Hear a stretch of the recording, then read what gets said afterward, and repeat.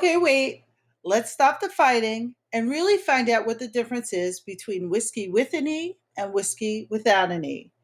And the difference is location. If you see an E in whiskey, it's an indication that the liquor was produced in the United States or Ireland.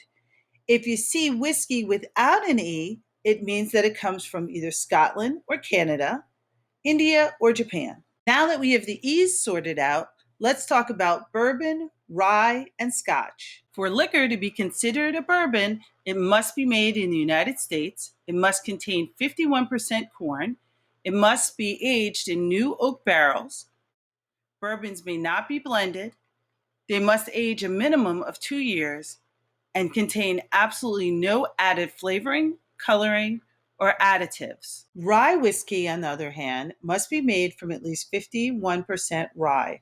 The lower percentage of corn makes rye less sweet and less smooth than its bourbon counterpart.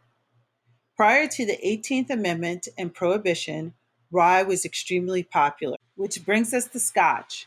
Scotch must be made in Scotland. It is mostly made from malted barley. The process of turning barley into malt is similar to early stages of making beer. Scotch is the most expensive class of whiskey.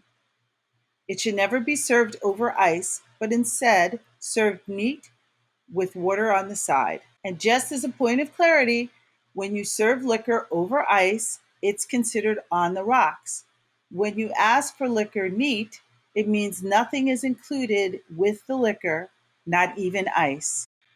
I hope you enjoyed our mini tutorial about the difference between whiskey with an E, whiskey without an E, bourbon, rye, and scotch.